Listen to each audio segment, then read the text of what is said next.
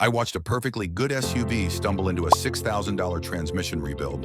No burnouts, no racing. Just 3 daily habits. First, the owner always clicked into drive while still rolling from reverse. Then they parked on hills without the brake, letting the whole vehicle settle against the pall. Finally, they believed neutral coasting saved fuel. None of those felt dangerous, but the heat and torque spikes added up fast. In this video, I'll walk you through exactly how those micro mistakes stack into major damage, and the simple routine that stops it today.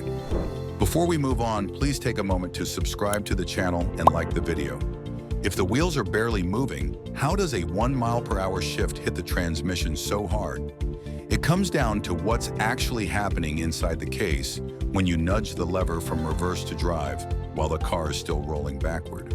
You're asking a set of parts built to hold a direction to suddenly reverse it, and that tiny bit of motion turns into a sudden load that the gearbox has to swallow all at once. It feels harmless in the seat, but inside it's not a soft handshake. It's a jab. The habit shows up in parking lots. You ease out of a space, the car creeps a foot or two in reverse, you click into drive and roll forward. No squeal, no drama. That's the trap. The selector engages forward elements while the output shaft still carries reverse momentum. The drivetrain tries to go 2 ways at once for a split second.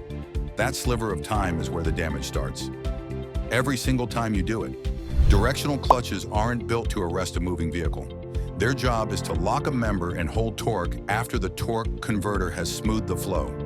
When you change direction under motion, those clutches, any bands in the design, and the converter all share the hit. The converter's fluid coupling can't absorb it cleanly because the pump and turbine are already loaded in the opposite direction. The forward clutch applies, the reverse path releases, and the friction faces meet with energy they weren't meant to catch. That creates a spike, then a slip, then heat.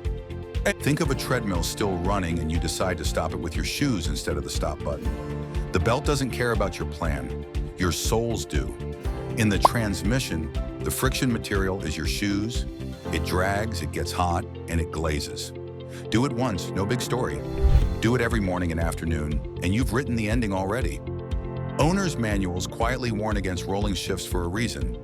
Even at just 1 or 2 miles per hour, the repeated direction changes create microshock events. The friction faces toughen and shine from heat, a process techs call glazing. Once glazed, they don't grip with the same bite. The control unit commands more pressure to compensate, which adds harshness. The converter slips more to cushion, which adds heat. Now the fluid temperature climbs. Over time, the signs show up in ways you've probably felt. Engagements get a little rougher. First move off a stop comes with a faint thud that wasn't there last year.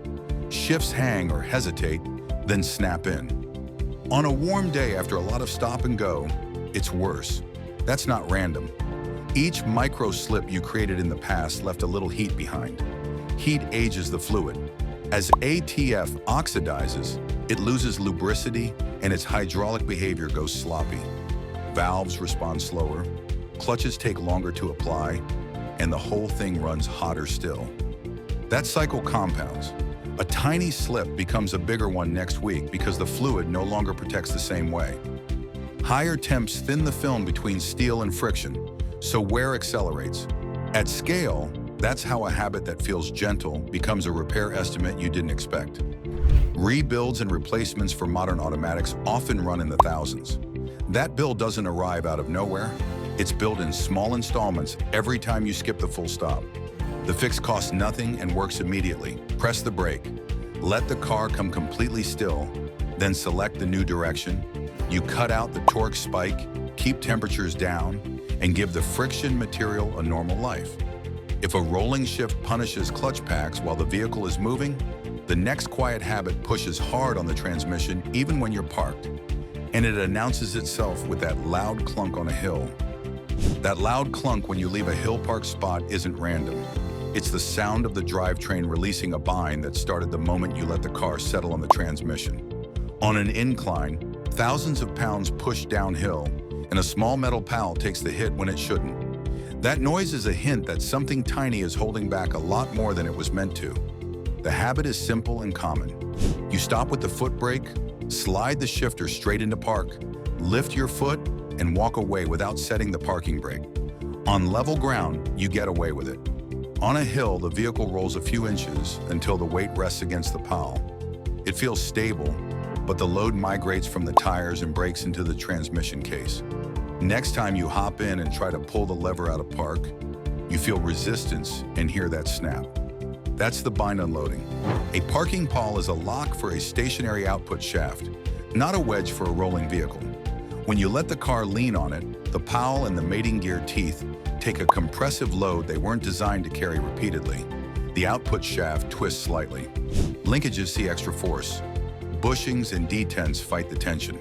When you release park later, all that preload releases at once. The harsh snap you hear and feel is energy leaving the system through the transmission's smallest parts. Here's how the bind builds. You stop, shift to park, and release the pedal. Gravity pulls the car until slack comes out of the drivetrain. The pawl catches a notch on the gear and wedges tight.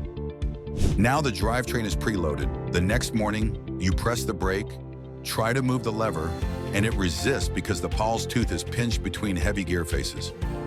That extra drag isn't imaginary. Over time, the repeated bind and release wears the pawl tip and stresses the selector mechanism.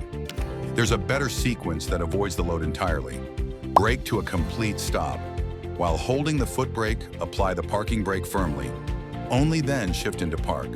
The parking brake holds the vehicle through the rear or electronic brake system, so the transmission stays relaxed. When you return, keep your foot on the brake, shift out of park first, then release the parking brake last.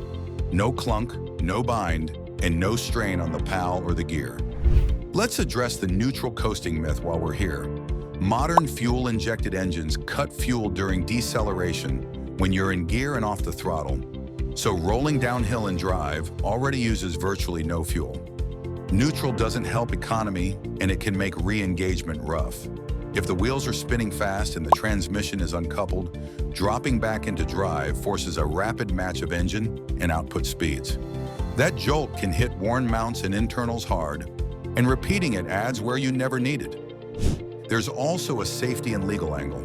Some states restrict coasting in neutral because it reduces control.